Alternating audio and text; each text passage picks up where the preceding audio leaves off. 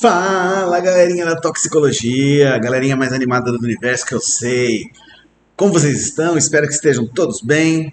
Estamos aqui para mais um vídeo, então bem-vindo ao canal do Tio Mal. Se você não conhecer esse canal, caiu aqui por acaso, esse é o canal onde a gente fala sobre toxicologia, a gente fala sobre assuntos da farmácia, a gente fala sobre assuntos em geral, fala sobre a vida, conta piada e o diabo. Meu nome é Maurício, sou professor da Universidade de Brasília, estou aqui faz um tempão já e agora eu virei youtuber para atender os meus alunos da disciplina de toxicologia do curso noturno de farmácia da Universidade de Brasília. Então, vamos parar de delongas e vamos ao assunto da aula de hoje, que é polêmico. Vamos falar sobre pesticidas. Roda a vinheta.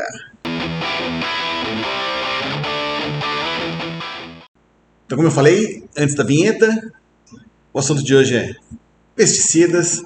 É um assunto polêmico, muita gente é a favor, muita gente é contra. Então, dá disputa, deve dar view, deve dar. Vamos ver, vamos esperar, vamos ver se o povo cai nesse clickbait. Falar sobre pesticidas, só que falar sobre a toxicologia dos pesticidas, né? Então vocês vão ver que tem química pra caramba. O povo vai me xingar no final das contas. Contando com isso, tô esperando aí. Clica no like, por favor, dá o joinha. Se inscreva no canal. A gente precisa chegar nos 1000 inscritos. Estamos em 200. Cada vez mais crescendo. Agradeço a todos os inscritos que estão aí desde o comecinho. A gente precisa chegar nos 1000 inscritos para começar a monetizar esse canal. Para eu poder comprar um computador pro editor, o Carlito, que fica me zoando nos vídeos, mas não tem problema não. O serviço que ele tá fazendo tá bonitinho, tá legal, tá bacana, tá divertido. E essa é a intenção mesmo. Vamos falar então sobre pesticidas, já que você já clicou no joinha aí, né? E o assunto é bacana, mas ao mesmo tempo ele é controverso, né? Considerando que existe toda uma problemática em relação ao uso ou não de pesticidas pelas populações humanas, né? Vamos discutir isso um pouco mais a fundo e ver qual a importância desse grupo de substâncias para a toxicologia e para a humanidade, ok? O que é um pesticida? Vocês viram que eu estou chamando de pesticida, né? Tem várias formas de a gente chamar isso, a gente vai ver daqui a pouco. Pesticida é qualquer substância ou mistura de substâncias que tenha a intenção de prevenir, destruir, repelir ou mitigar pestes. Aí eu botei um escorpião aí para parecer bem repulsivo. E aí, quando eu coloco um escorpião, todo mundo quer mandar ele embora, certo? E aí pode usar até bomba radioativa, bomba atômica para mandar o escorpião embora, né? E aí a gente entende o que é uma peste, né? Mas, afinal de contas, vamos entender, de acordo com a legislação. Vejam só, a legislação não chama de pesticida. A legislação chama de agrotóxico, certo? E vocês vão ver que mais para frente que essa denominação, ela é... Deixa eu voltar aqui na minha cara para vocês olharem o que eu estou falando. Essa denominação de pesticida, agrotóxico ou ainda defensivo agrícola ou praguicida, vocês vão ver em vários lugares com nomes diferentes. Isso significa o quê? Significa a intenção que a pessoa quer dar para esse grupo de substâncias. Quando a gente chama de agrotóxico, nós estamos dizendo que são substâncias tóxicas que são usadas na agricultura, certo? Quando a gente chama de defensivo agrícola, a gente fala que são substâncias que são usadas na agricultura com a intenção de defender as lavouras, certo? Quando a gente chama de pesticida, a gente está falando então que é uma substância que mata peste, certo? Ou mata, ou repele, ou manda embora, esse tipo de coisa. Praguicida, mesma coisa em relação à praga. Mas vejam então que a intenção de quem fala a palavra já denota como ela compreende o uso daquela substância. Aqui dentro da toxicologia, a gente vai falar então de substâncias que têm a ação de eliminar coisas que são inoportunas de acordo com o nosso ponto de vista, certo? E por isso que a gente vai chamar então de pesticida. Mas se você está perguntando, é a mesma coisa que agrotóxico? É a mesma coisa que agrotóxico. É a mesma coisa que defensivo agrícola? É a mesma coisa que defensivo agrícola, ok? Vejam, a nossa legislação, que foi pensada bastante já há algum tempo, né? E foi pensada principalmente pelo pessoal da área ambiental. Vou pular, volta slide. Que é. Ela dá a definição como agrotóxico, que seria, dá uma olhada, a definição ela é bem ampla, tá? Os agrotóxicos seriam produtos e agentes de processos físicos, químicos ou biológicos destinados ao uso nos setores de produção, no armazenamento e beneficiamento de produtos agrícolas, nas pastagens, na proteção de florestas, nativas ou plantadas, e de outros ecossistemas e de ambientes urbanos, hídricos e industriais, cuja finalidade seja alterar a composição da flora ou da fauna a fim de preservá-las da ação danosa de seres vivos considerados nocivos, bem como as substâncias e produtos empregados como desfolhantes, dessecantes, estimuladores e inibidores de crescimento. Olha só quanta coisa que entra nessa classificação de agrotóxico, né? É exatamente por isso que é complicado a gente falar que agrotóxico é uma coisa só, né? Agrotóxicos são muitas substâncias. Muitas substâncias e a gente vai falar sobre várias delas hoje. Então se prepara, senta aí, vai buscar um café, eu já tô aqui, vai encontrar um lugar calmo para ouvir esse vídeo, porque ele não é um vídeo curto, não tem como ser, o assunto é extremamente extenso, é complicado. O Pirula me entende, se vocês conhecem o Pirula, que é outro divulgador científico, aliás, um grande divulgador científico, ele é da área de paleontologia. Se você não conhece, ó, deixar aqui no card, canal do Pirula, vai lá fazer uma visita, se inscreve no canal do cara, ele é massa pra caramba, fala sobre ciência e assuntos afins. Recomendo que você faça uma visita pro canal dele e você vai ver que os vídeos dele são bem longos normalmente, né? O pessoal até estranha quando os vídeos dele não são longos. E esse daqui não vai ser diferente, provavelmente vai ser até maior do que os vídeos do Pirula, então segura aí. Vamos falar mais um pouquinho sobre pesticidas. Primeiro a gente tem que definir o que é peste, né? Uma peste. Eu sou uma peste? Dependendo do conceito, a gente pode até considerar que sim, né? Veja só, organismo vivo, eu sou vivo. Indesejável, tem aluno que acha que eu sou indesejável, né?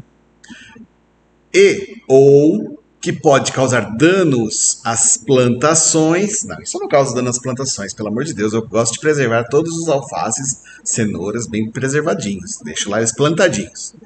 Seres humanos, aí já não sei, né? E outros animais, de jeito nenhum.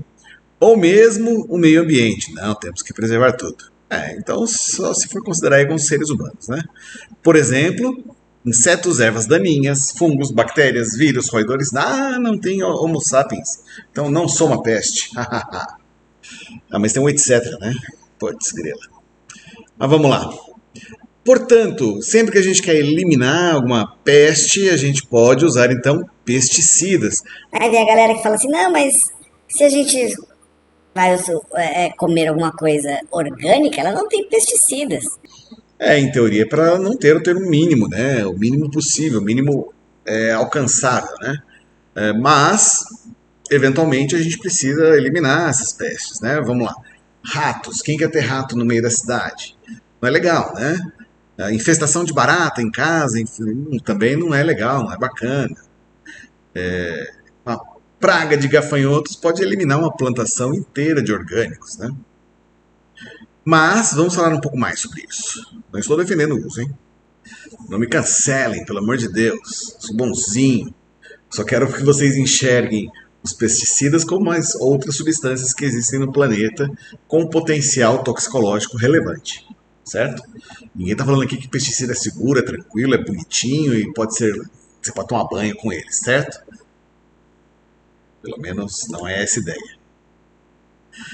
Tanto não é assim que existem classificações dos pesticidas. E essas classificações são em 4 classes. Elas vão do pior até o melhor, né? Classe 1, vamos dizer assim, seria a pior, e classe 4 seria o menos pior, né? E são 2 classificações diferentes. A classificação de toxicidade, que ela é feita pela Anvisa, e a classificação de periculosidade ambiental, que é feita pelo IBAMA, certo? No Brasil, né? A gente está falando. Em relação à toxicidade, então, as substâncias de classe 1 são extremamente tóxicas, de classe 2 altamente tóxicas, de classe 3 medianamente tóxicas e de classe 4 pouco tóxicas. Se você quiser saber como é que as substâncias podem se enquadrar dentro desses parâmetros, continua aí assistindo os vídeos do canal do Tio Mal, porque a gente vai falar em um vídeo posterior sobre avaliação toxicológica e esse assunto é o que a gente vai abordar especificamente lá, tá? E a periculosidade que é feita pelo IBAMA vai aí de altamente perigoso até pouco perigoso, e obviamente que isso é feito de acordo com características ambientais, tá? Então não está associado necessariamente ao dano em humanos. O comportamento ambiental ele é visto através dos parâmetros de transporte no ambiente, ou seja, o quanto que a substância passa da terra para a água, para o ar, etc. A persistência, ou seja, o tempo que ela demora para ser degradada, a bioacumulação, portanto, se ela vai se acumular dentro de organismos vivos, a toxicidade aguda em minhocas, que é um dos parâmetros mais relevantes para a gente saber a toxicidade da substância na Terra, microcrustáceos, peixes, que avaliam aí a toxicidade na água, né, para os seres que vivem em águas, e em ratos para avaliar a toxicidade em mamíferos. E sempre lembrando que essa classe toxicológica ela se refere ao produto formulado. O que é produto formulado, professor? Produto formulado nada mais é do que como é que eu vou dar a explicação para vocês, alunos de farmácia? Fácil, vamos fazer alguma comparação. Vamos pensar num medicamento. O que é um medicamento? Tem lá um paracetamol. Paracetamol é o princípio ativo de um medicamento, certo? O medicamento é o comprimido, lá que tem o paracetamol dentro. Da mesma forma, é o produto formulado de um pesticida. Você pode ter ele em pellets, ele líquido, ele granulado, ele em cápsulas, ele em vários formatos. E esse é o produto formulado. Tá? Então ele tem todos os recipientes, veículos e afins, da mesma forma como medicamentos também tem. E a toxicidade ela tem que ser avaliada, a toxicidade dos pesticidas, ela é em relação aos produtos formulados. Então, vamos lá, eu posso ter um produto formulado que tenha 2 pesticidas misturados. Então, eu vou ter uma classificação para esse produto formulado específico, não só para as moléculas isoladas, certo? E do mesmo jeito, o mesmo produto ele pode ocupar uma classificação de toxicidade, por exemplo, classe 1 ou classe 2, por exemplo, e ter uma periculosidade ambiental bem menor, uma periculosidade ambiental 3 ou 4. São parâmetros que não necessariamente eles vão ser iguais o tempo inteiro, certo? Na maioria das vezes, inclusive, não são. Quando é que a gente usa pesticidas, então? Na agricultura, óbvio, né? Todo mundo sabe, mas também fazemos uso domissanitário.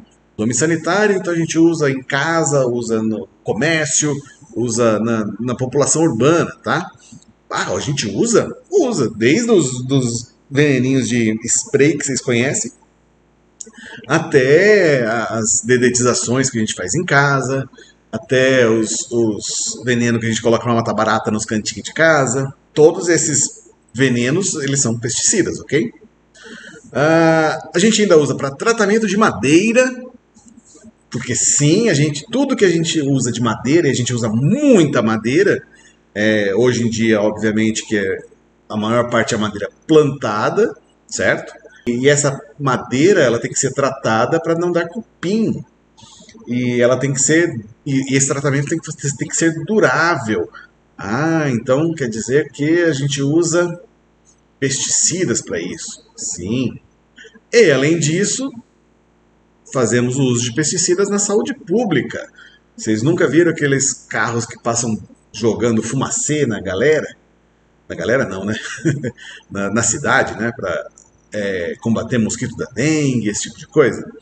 Esse tipo de uso para a saúde pública, ele é bastante controverso também, dá bastante discussão, mas é uma das práticas mais corriqueiras para a eliminação de vetores, desde dengue até malária, né? No passado, nos anos 70, a gente usou no Brasil, principalmente na região amazônica. Se você é da região amazônica, aí um abraço para você, meu querido. Muitos pesticidas que eram extremamente complexos, a gente vai falar deles daqui a pouco, que eram os organoclorados, e que são persistentes no ambiente e que causam muitos efeitos crônicos nas pessoas. Né? Tem gente ainda viva até hoje, mas com sequelas tenebrosas desses organoclorados que são completamente persistentes e se bioacumulam no organismo, né? Mais tarde eu falo um pouquinho sobre isso. Hoje nós temos mais de 400 princípios ativos ou mais de 400 ingredientes ativos registrados. Obviamente que, se a gente for para pensar em todos que existem, esse número vai para casa dos milhares facilmente. Mas registrados, ou seja, com aprovação para uso, temos mais de 400 ingredientes ativos e dá para fazer misturas dos mais diversos tipos, e não dá para imaginar que nós temos uma quantidade de pesticidas sendo comercializados no mundo inteiro que ainda é muito grande. Vamos ver então. A gente usa aí pesticidas como, dá uma olhada, tudo com sida no fim, né? Sida realmente de homicida, ok? Homicida é matador de homem, certo? Então, inseticida, matador de inseto. Fungicida, de fungo. Herbicida, de erva. Acaricida, reguladores de crescimento, feromônios, raticidas, protetores de sementes. A gente usa pesticida até em semente. Porque se fungar a semente não nasce a bagaça. Mas veja só, se a pessoa está fazendo uma cultura orgânica, ela pode usar sementes que são pulverizadas com pesticidas? Isso está em discussão, hein? Deixa aí nos comentários o que você acha. E também organismos para controle biológico. Então a gente tem controle biológico com outros organismos e isso é chamado de pesticida também? Sim. Então, o organismo que eu estou falando é, por exemplo, você usar uma bactéria que mata um determinado fungo, ou vice-versa. Um fungo que mata uma bactéria e que não faz nada para a planta. Hoje nós temos mais de 2.300 limites máximos de resíduo, que é o que significa essa sigla aí, LMR, estabelecidos para aproximadamente 300 culturas, em mais de 1.500 produtos formulados, sendo que deles, dá uma olhadinha aí, ó, montão é bastante tóxico, né? De classe 1 ou classe 2. O que significa esses limites máximos de resíduos? Limite máximo de resíduo não é um parâmetro toxicológico. Isso é importante que fique frisado na cabecinha de vocês. O limite máximo de resíduo é, vamos dizer assim, a quantidade máxima que você pode encontrar num determinado alimento com a menor quantidade que tenha sido aplicada possível. Então é um parâmetro agronômico. Como assim, professor? Ficou complexo de entender esse negócio. Veja, o limite máximo de resíduo ele vai ser um parâmetro que vai ser utilizado para fiscalização, essencialmente. Tá? Então, se eu sei que dá para plantar uma batata usando a menor quantidade possível de pesticida, qual que é essa quantidade possível? Estou dizendo fora de plantações orgânicas, tá? Estamos falando de monoculturas extensivas, onde se você não usar um pesticida, isso pode ser razoavelmente complicado. Isso são estudos agronômicos. Como é que a pessoa faz? Ela vai lá e planta um alqueire, 1 hectare, que vocês quiserem aí de batata. Estou usando o exemplo da batata porque eu gosto de batata, como vocês podem ver. E aí a pessoa vai lá e divide em 8 essa plantação, e aí numa área ela usa uma concentração X do pesticida, na outra metade disso, na outra 1/4 disso, na outra 1/8 disso, na outra 1/16, até não usar nada. Aí na que não usou nada, ele vê qual que foi o rendimento, que aquilo vai ser o padrão sem rendimento de batata, tá? Aquilo vai ser o padrão sem o uso de pesticida. E ele vai vendo qual é o melhor rendimento possível de batata, à medida que vai diminuindo as pragas, vai aumentando a produtividade, tá? Existe essa correlação. Estou falando de monoculturas extensivas, tá? Não estou falando de plantações orgânicas, onde você tem várias outras técnicas de agricultura mais refinadas aplicadas no meio aí. Estou falando de produção de alimento em enorme escala, tá? Não é grande escala, é gigantesca escala. E aí o que acontece? Eles vão vendo a curva de aumento de produtividade em relação à quantidade de pesticida plantado. Então, à medida que vai subindo a quantidade de batata e vai decrescendo a quantidade de pesticida, veja, estou supondo que à medida que vai aumentando, até na concentração máxima do pesticida, vai aumentando também proporcionalmente a quantidade de batata produzida, a qualidade da batata, né?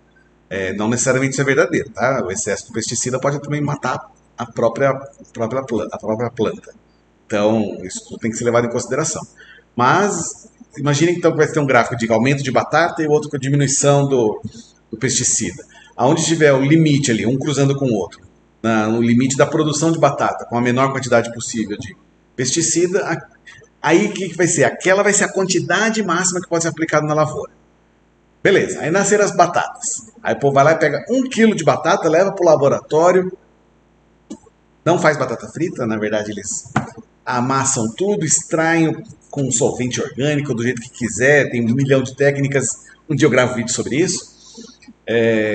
Extraem o pesticida da amostra e quantificam no laboratório. Isso eles fazem, não pega só 1 quilo, né? Pega 1 quilo vezes 1.000. Eles fazem análise dessas 1.000 amostras de 1 quilo. E eles veem então qual que é a concentração média que vai ter nessa batata. E esse fica sendo o limite máximo de resíduo. Veja, é por isso que o limite máximo de resíduo ele é atrelado à cultura. Estou falando de cultura norueguesa ou cultura brasileira, não estou falando de nada disso. Estou falando de cultura plantação, tá? Então, no caso da batata que eu dei, se fosse o pesticida X, não vou falar nome nenhum de pesticida para não gerar encrenca. Pesticida X na lavoura de batata, então o limite máximo de resíduo desse pesticida X vai ser essa quantidade que encontraram lá no laboratório, certo? Massa. E se fosse arroz? Eu posso usar esse pesticida no arroz? Não. Por quê? Porque não foi testado para arroz. Uma vez que eu teste no arroz, eu vou fazer exatamente o mesmo estudo e aí eu vou ver qual que vai ser o limite máximo de resíduo para esse mesmo pesticida X na cultura de arroz. Ah, então é isso que significa? Veja, agora vamos para o mundo real. Imaginem vocês sendo pequenos produtores. E aí vocês têm uma lavoura que é grande, mas não é gigante, certo? E aí vocês têm misturado lá milho, tomate, pimentão, morango. Você produz de tudo um pouco e vende para a cidade, certo? A hora que você vai na casa agropecuária e você chega lá pro cara, que pode ser um agrônomo, mas normalmente não é, né? Normalmente o agrônomo ele dá suporte técnico só para casa agropecuária. Aí você chega lá pro cara que está no balcão e fala assim, olha, tô precisando aí de algo para eliminar inseto, porque essa lavoura agora tá complicada, tá dando inseto demais e eu preciso jogar um pouco de pesticida lá para acabar com esses insetos antes que eles acabem com a minha plantação. Aí o cara chega lá e te dá um pesticida, certo? Um frasco de pesticida. Aí você leva ele para casa, prepara o pesticida e aplica na sua lavoura. Você vai aplicar o mesmo pesticida para todas as lavouras. E aí você vai ver que vai matar os insetos e sua lavoura vai crescer bonita e saudável, certo? E aí o que acontece? Aí a vigilância sanitária começa a passar nos supermercados da cidade e coleta material e leva para um laboratório para fazer análise. E aí o que eles encontram? O pesticida X no arroz, por exemplo. Que não podia, lembra? Porque não tinha teste em cima. Mas por que tem o pesticida X no arroz? Porque o cara comprou e usou em todas as lavouras que ele tem. É exatamente isso que acontece quando a gente vê divulgado pela Anvisa, ou divulgado pelo jornal, aí, o Brasil teve níveis absurdos de pesticidas nos alimentos. Não necessariamente o nível ou a quantidade é absurda, mas na maior parte das vezes a gente está usando pesticida que não é aplicado para aquela lavoura, que não tem estudo para aquela lavoura. Isso já é considerado como sendo fora de parâmetro, certo? Por que isso acontece? Isso acontece, obviamente, porque a gente tem uma cultura de uso de pesticida, em primeiro lugar, né? De uso não responsável. Como assim não responsável? Os grandes agricultores, eles têm suporte de engenheiro agrônomo, diabo 4, né? Galera que pensa em aumento de produtividade, ficar dentro da lei, porque se der problema para essa galera, vocês sabem que pode ser complicado. Agora, imagina, a gente tem no Brasil um número de pequenos produtores, pequenos agricultores, que é muito grande. É muito, muito, muito grande. E sendo essa proporção muito grande, é muito difícil esse tipo de controle de qual é o pesticida que eles vão colocar na lavoura. Entende? A gente produz alimentos de diversas formas. E é exatamente por isso que é muito complicado a gente trabalhar com os LMRs. Mas eles devem existir, obviamente, porque eles são os parâmetros de controle, são eles que foram pensados, né? Para as grandes lavouras, normalmente eles são fáceis de serem alcançados, né? Agora, quando você pensa na agricultura familiar, isso já se torna um pouco mais complexo, porque a pessoa acaba usando o mesmo pesticida para a lavoura inteira dela. Olha, eu fico com esse mouse aqui na minha cara. Já me falaram, tira o mouse da cara. Eu esqueço. Porque na hora que eu tô passando o mouse aqui, ó, em volta do meu olhinho aqui, ó, eu esqueço dele. Além disso tudo que eu falei para vocês, vejam, é importante frisar algo muito relevante. Em relação a risco agudo de intoxicação por pesticidas, fique bem claro isso que eu estou falando. Risco agudo de intoxicação por pesticidas. Vejam que para a população em geral, que está exposta aos níveis de pesticidas mais baixos, né? Que, afinal de contas, se a gente for contar toda a exposição que a gente tem, que vai ser aí dos pesticidas usados em casa, ou pelas equipes de saúde pública e por aquilo que a gente encontra nos alimentos, é uma concentração muito, muito, muito, muito, muito baixa, né? Perto da concentração que a gente encontra dentro de uma lavoura, por exemplo, certo? Por isso que o efeito biológico associado ao uso desses pesticidas, o efeito biológico agudo, ele normalmente é irrisório, tá? Normalmente a gente nem consegue notificar isso, a não ser que seja um caso de um acidente mesmo. Para a população em geral, dá uma olhada no efeito biológico aqui, é baixinho, né?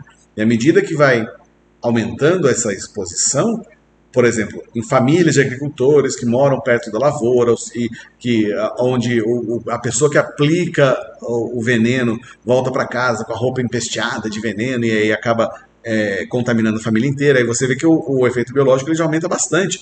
Por quê? Porque aumenta também a dose de exposição de miligramas por quilo por peso corporal para a pessoa. Ou seja, aumenta muito a quantidade que a pessoa vai se expor. Depois dessa galera aqui, da família, dos agricultores, das pessoas que moram perto de lavoura, temos a exposição ocupacional, ou seja, a galera que está realmente diretamente mexendo com os pesticidas, e temos aí desde a indústria, né, na fabricação dos pesticidas, e também os agricultores, que são os responsáveis pela aplicação do veneno. E, em último lugar aqui, né, lugar mais alto dos efeitos biológicos, ou seja, o maior risco de morte, são nos casos de envenenamento. Envenenamento voluntário, que pode ser por alguém querer envenenar alguém, ou mesmo em tentativa de autoextermínio, que é razoavelmente comum no nosso país. E aí o efeito biológico ele sempre vai ser maior. Por quê? Porque uma pessoa que se envenena, ela vai se expor a doses que normalmente nem na exposição ocupacional a gente vai encontrar. Tá curtindo? Clica aí. Não custa, cara. Não custa. Eu tô me humilhando aqui pedindo para você. Não custa nada. Por isso que eu vou falar principalmente da exposição ocupacional a pesticidas.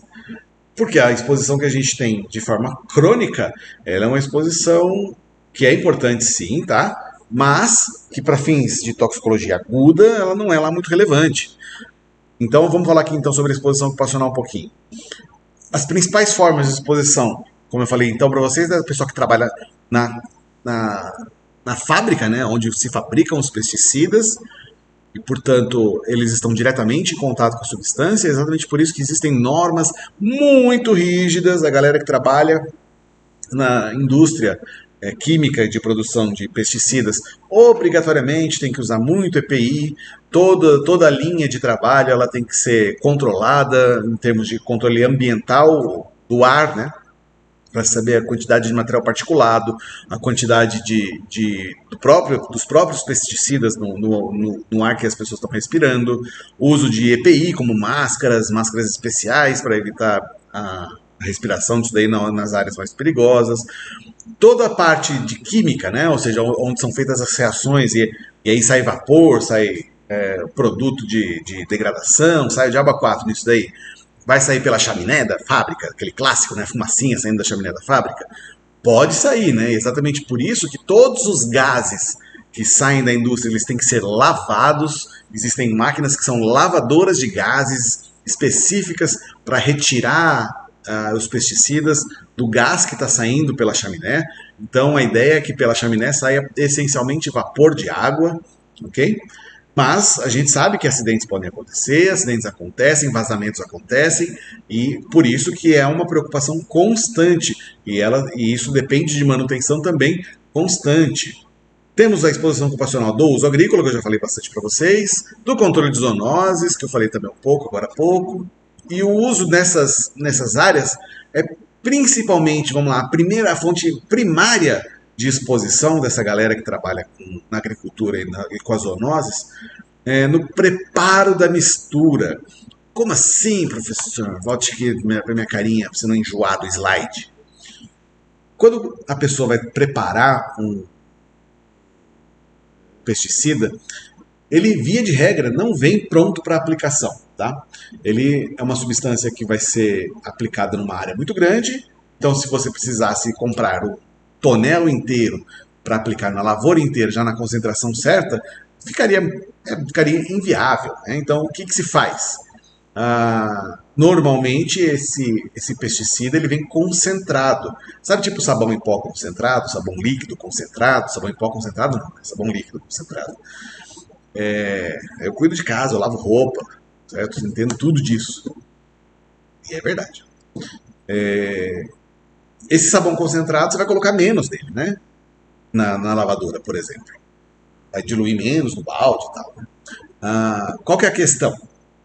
O pesticida ele vem concentrado também, então a pessoa tem que preparar esse pesticida, preparar a mistura. Por exemplo, se o agrônomo falou, olha, tem que preparar, vamos aplicar para essa lavoura aqui uma mistura de 2 pesticidas diferentes. Uma vez que ele planejou isso, você vai ter que misturar 2 substâncias. Ou vai ter que comprar uma formulação que já venha pronta com as 2 substâncias já misturadas. Pode ser que exista. E aí isso tem que ser diluído. Isso vai ser diluído num tonel, vai ser diluído num lugar grande, onde então vai abastecer a máquina que vai ser usada para pulverizar. E sobre pulverização eu vou falar no próximo tópico aí. Essa preparação da mistura, quando ela é feita em ambientes controlados, ela é feita em máquinas fechadas, tá? Mas, como sempre, nosso país é grande, a gente tem como fazer isso de forma bastante artesanal também, e a gente simplesmente joga isso num galão ou num tonel, joga água ou solvente que for preciso, pode ser solvente orgânico, tá? Pode ser tipo gasolina, querosene, etc. E mexe com a mão. E aí você está me perguntando, mas esse pessoal usa EPI? O que você acha, meu amiguinho?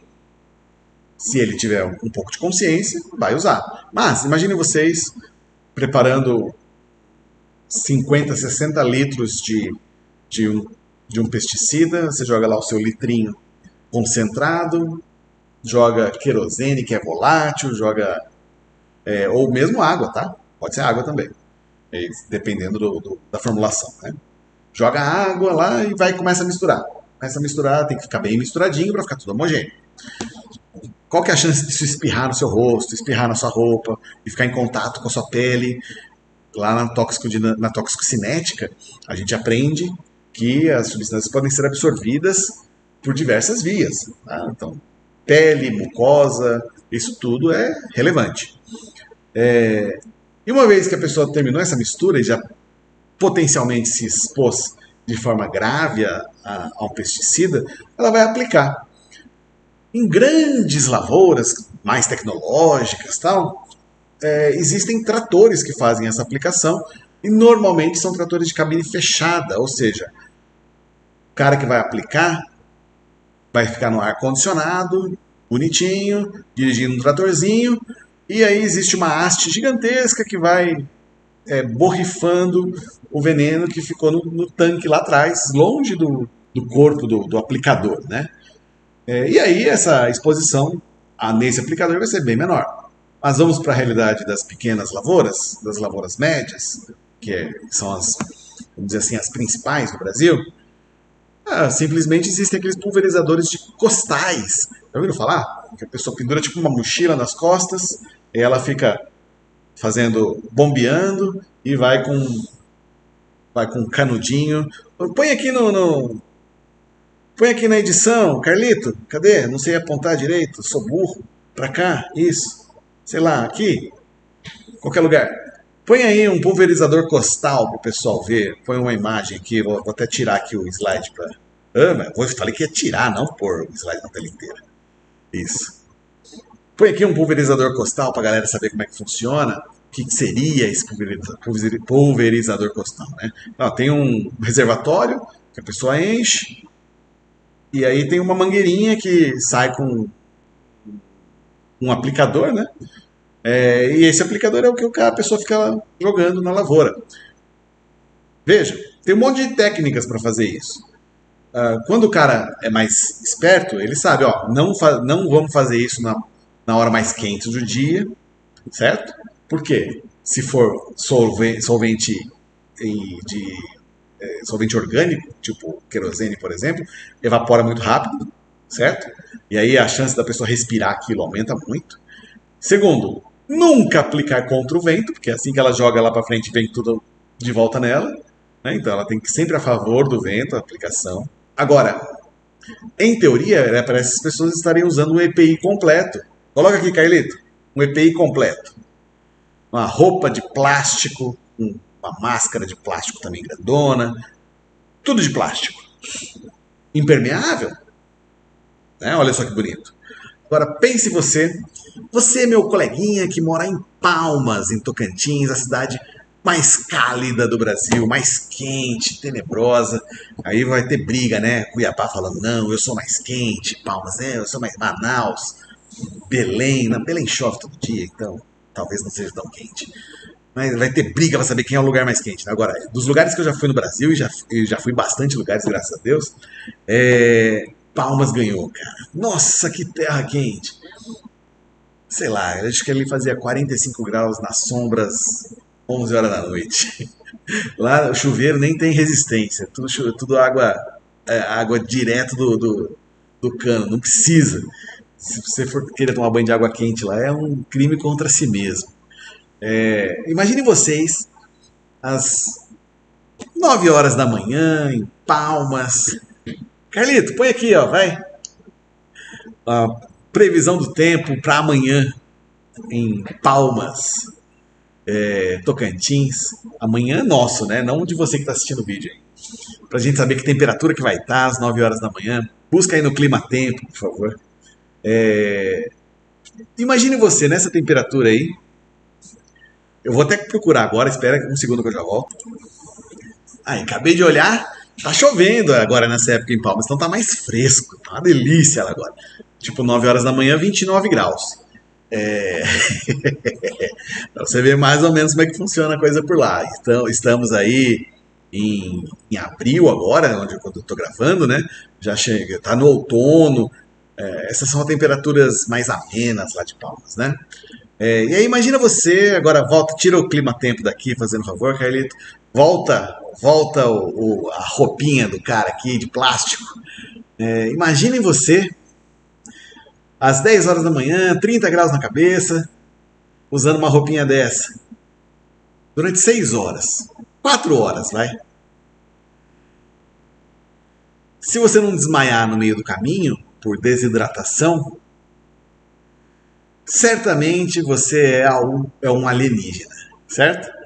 E essa realidade desse calor, obviamente, ele é crítico no Brasil. Né? O EPI que existe, que protege de verdade contra a aplicação de pesticidas ou contra a absorção desses pesticidas, ele vamos dizer assim, complexo, né, de ser usado na nossa realidade. E é por isso exatamente que talvez esse não é o único, mas um dos principais motivos da falta de uso de EPI por essa galera. Muitos trabalhos já mostraram isso, né? Que o trabalhador não usa o EPI e que ele não tem consciência, mas na verdade, se a gente fosse colocar no lugar deles, é realmente complicado, né? Tá, olha esse mouse aqui na minha cara, deixa eu tirar ele aqui. E aí, depois da aplicação, imaginem vocês, a aplicação ela tem uma época certa para ser feita, ok? Porque todo aquele ALMR foi calculado em uma determinada época do crescimento da planta para aplicação, quando estou falando de lavoura, tá? E esse alimento vai ser colhido. Na colheita, é o primeiro contato que vai ter ali na mão de alguém pegando, se não for tratorizado, né? O alimento vai ser colhido e vai estar com a maior concentração possível de pesticida se ele não foi degradado, né?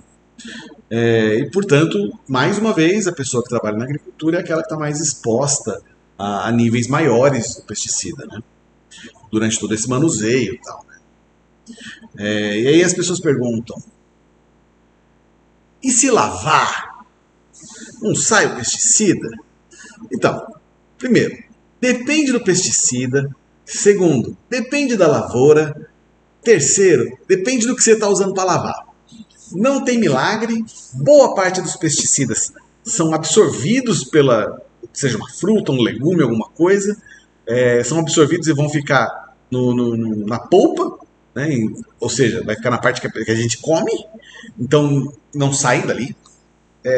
Outro, vou falar, tem que lavar com vinagre, lavar com água sanitária. A água sanitária serve para tirar micróbios, tá? Serve para matar micróbios, né? Vírus, bactérias, amebas, protozoários e afins, né? Vinagre, não sei da onde que o pessoal tira isso, que tira pesticida, né? Bicarbonato. Existem até alguns estudos que mostram, não, a pessoa usou bicarbonato uma determinada concentração e diminuiu a concentração de um determinado pesticida na maçã. Ok, e aí saiu nos jornais, bicarbonato tira pesticida de maçã. Infelizmente, a gente gostaria que isso fosse verdade, mas não é, né? É verdade para aquele pesticida, naquele tipo de maçã específico que foi avaliado. Como eu vou mostrar para vocês, pesticidas a gente tem um monte de tipos diferentes, quimicamente são completamente diferentes, vão ter processos de absorção completamente diferentes no vegetal, e é por isso que não dá para a gente considerar que um tipo de tratamento vai ser eficaz para tirar todos os pesticidas de todos os lugares. Do mesmo jeito que é feito para o LMR, esse tipo de técnica teria que ser avaliada para cada alimento, e já adianto para vocês, não tem mistério, tá? Não tem muito para onde fugir. Aplicou na planta, a maior parte deles vai ficar na planta e a gente vai se expor a eles. Se eu tirar a casca, vai diminuir? Potencialmente pode diminuir a quantidade que você está se expondo, mas a casca também muitas vezes é a parte que tem mais nutrientes. Vamos pôr na balança? Então, falando aí da exposição ocupacional, a maior parte das doenças ocupacionais pela exposição a pesticidas vão ser consequência de uma exposição dérmica e inalatória. Então não é pela via oral, claro que não, né? Estou falando de exposição ocupacional, a pessoa não vai beber o pesticida, né? E vejam, somente a proteção das mãos, que é uma área pequena da superfície corporal, reduz a exposição entre 30% e 80%. Por quê? Porque a gente leva a mão para todo canto, a gente põe a mão em todos os lugares do corpo, né?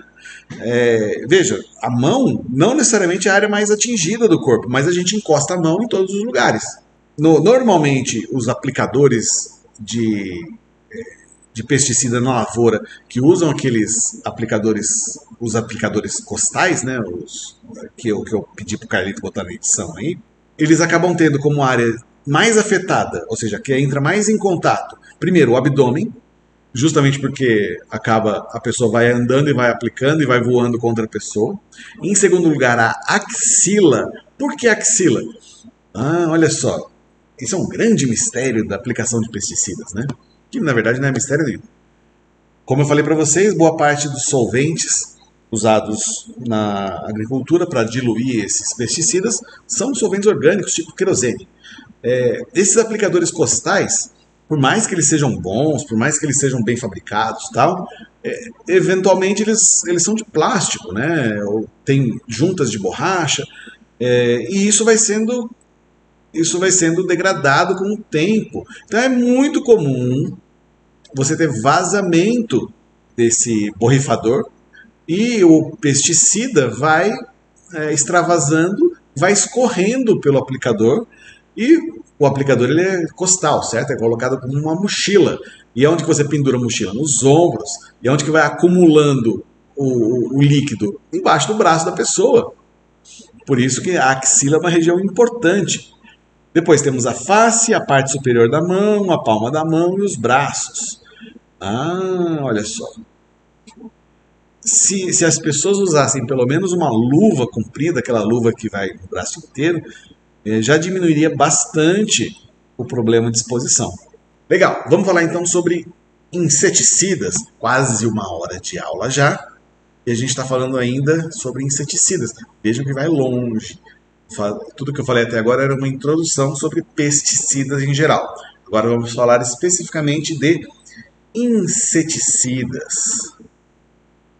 Ok. Inseticidas são essencialmente neurotoxicantes. O que significa isso, professor? Substâncias que têm toxicidade em sistema nervoso. Ah, isso significa que inseto tem sistema nervoso? Sim. E que nós temos também o sistema nervoso parecido com o de insetos? Não, não é parecido, né? Mas as bases bioquímicas dos processos de transmissão são semelhantes em vários aspectos. E esses toxicantes, esses inseticidas, eles têm a mesma ação em insetos e organismos superiores, incluindo a gente, homens. E eu vou falar de 4 classes principais para vocês.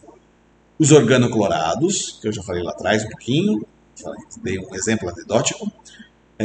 Vou falar sobre piretroides, e que ambos eles atuam no transporte de íons pela membrana do axônio. O axônio faz parte do neurônio, certo? E que muda a polaridade da membrana, e aí matam ou paralisam o inseto, ou paralisa, ou ele entra em convulsão, né?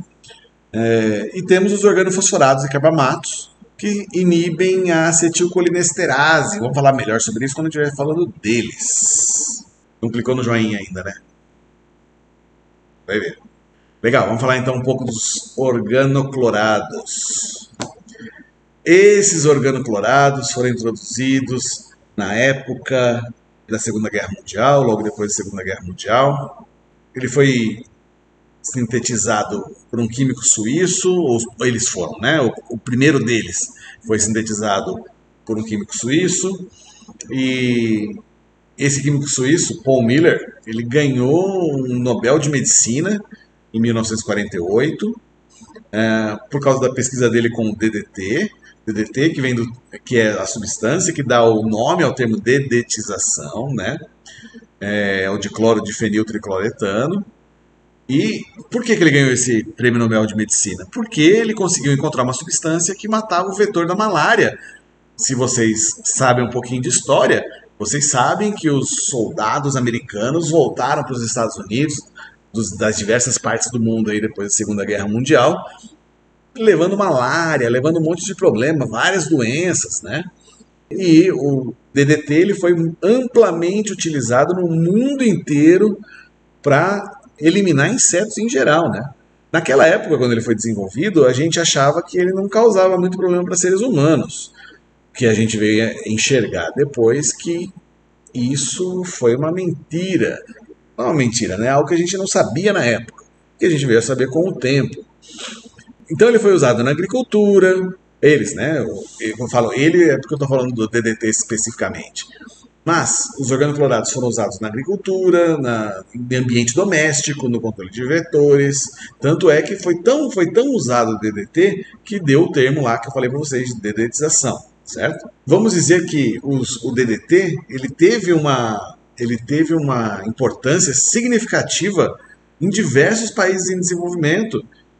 Por quê? Porque malária, dengue e outras doenças carreadas por vetores e outros problemas até de agricultura mesmo, de produção de alimentos, foram possibilitados de serem sanados justamente por causa dele, né? Agora, o que a gente tem que pensar é que, obviamente, a gente causou um dano à população humana e ao meio ambiente, E qual foi o preço disso, né? Isso é uma coisa que hoje a gente tem como falar, né? Na época, talvez a gente não tivesse dados suficientes para isso. O grande problema dos organoclorados é que eles têm uma...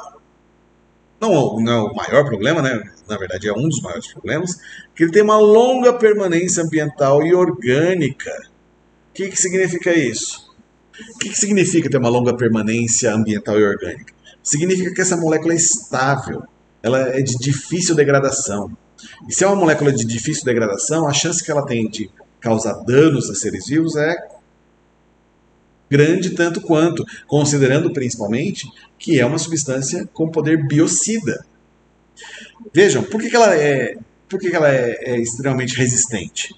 Primeiro, ela é estável, essas substâncias são estáveis quimicamente, né? São lipossolúveis e, portanto, atravessam barreiras biológicas, membranas com facilidade. Tem baixa taxa de biotransformação, ou seja, além de serem substâncias que entram fácil no nosso organismo, a gente tem uma dificuldade tremenda de conseguir metabolizar essas coisinhas. E também são difíceis de degradação até pelo próprio ambiente, até por micro-organismos do ambiente. E por isso, são substâncias com reconhecida persistência e que sofrem os processos que a gente chama de bioconcentração, ou seja, se concentram em organismos vivos, e mais, biomagnificação. O que significa biomagnificação? Significa que, à medida que você vai tendo... Carlito, mais uma edição aqui, ó. Coloca aqui uma cadeia trófica. Procura aí no Google, cadeia trófica, que você vai achar. Então, à medida que você tem lá um herbívoro que comeu a plantinha que tinha DDT, aí esse inseto aqui que comeu, esse herbívoro, ele vai ser comido por um passarinho. Esse passarinho vai ser comido por um gato. O gato eu já usei um exemplo ruim porque ninguém vai comer o gato, né? Não sei os espetinhos de gato que tem por aí. Ou outro bicho qualquer vai comer o passarinho. E esse outro bicho vai ser eventualmente caçado por humano, não gato, né? E vai ser comido por nós humanos. O que acontece? No decorrer dessa cadeia trófica, como é uma substância persistente, ela vai se bioacumulando e biomagnificando. Então, na parte mais alta da cadeia trófica, ou seja, nos níveis onde você tem os indivíduos que são os responsáveis aí por mandar no resto da quantidade de seres naquele ambiente, ali nele justamente é onde vai se concentrar ou se magnificar, onde a gente vai encontrar a maior concentração desses organoclorados. E isso é super complicado, pensando que nós, seres humanos, estamos no topo da cadeia alimentar, de um monte de cadeias alimentares, né? A maior parte dos organoclorados foram retirados de mercado, tá? Alguns deles saíram mais recentemente, outros já saíram já faz bastante tempo. Mas ainda alguns são permitidos em casos de pediculose, que é piolho, somente em casos onde o piolho é resistente a qualquer outro inseticida que a gente tenha, tá? E aí pode ser usado. Ou ainda como moluscicida. Moluscos transmitem doenças, são complicadíssimos. Vários deles foram importados de um lugar para o outro e aí eles não entram em cadeia trófica nenhuma. Eles acabam matando todo mundo que está competindo com eles no mesmo ambiente. E aí com isso... permite-se, nesses casos, o uso ainda de alguns organoclorados. Temos 3 classes de organoclorados, que são classes químicas, essencialmente. Como a classe dos derivados do clorobenzeno, que aí entra o DDT, o velho amigo, né, o DDD, o metoxicloro, o dicofol.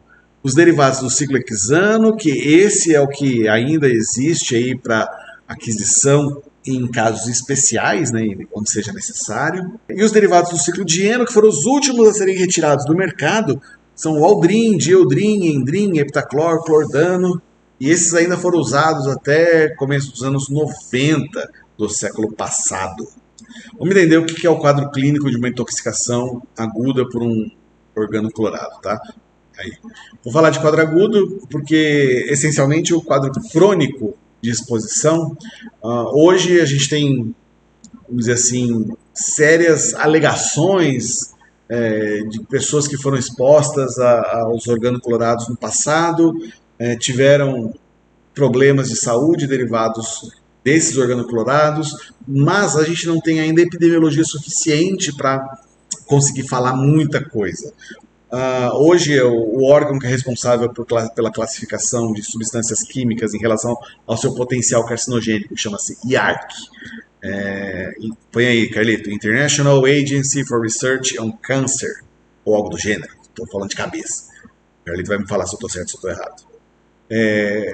Esse órgão, ele classificou recentemente, em 2015, alguns organoclorados, como, por exemplo, o lindano, que eu falei lá para vocês, e também o DDT e o DDD, como possivelmente ou provavelmente carcinogênicos, e o lindano como carcinogênico para humanos, e obviamente por isso que a exposição crônica hoje ela é vista com maior preocupação ainda do que a gente já via anteriormente por causa dessa bioacumulação.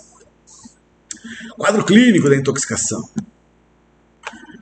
aguda, principalmente um quadro de convulsão, que se dá por causa justamente do mecanismo de ação da substância, insuficiência respiratória, fraqueza muscular, agitação, confusão mental, perturbações do equilíbrio, perda de apetite, mal-estar geral e lesões hepáticas e renais. Olha, hoje em dia nós não temos mais os organoclorados no mercado, né? Mas vários desses sintomas eles eram observados em aplicadores de venenos na lavoura, por exemplo, e simplesmente a pessoa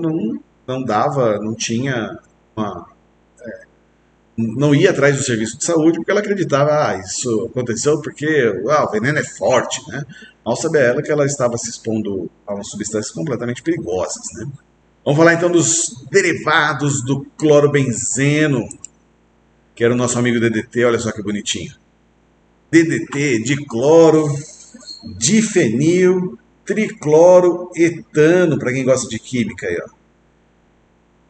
O DDT especificamente, os seus amiguinhos, tem baixa absorção cutânea, mas vão sendo absorvidos com o tempo e tem uma excreção dificílima, menos de 1% ao dia, tá?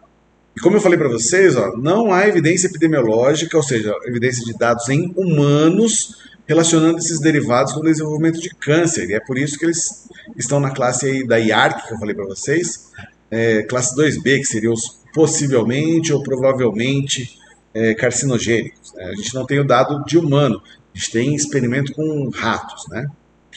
A DL50, que seria a dose letal a 50% dos indivíduos testados, e se você quer entender um pouco mais sobre como isso é feito, não perca, em breve você vai ter aula de avaliação toxicológica, vai ser bem legal, para você entender de onde que esses dados saem, né?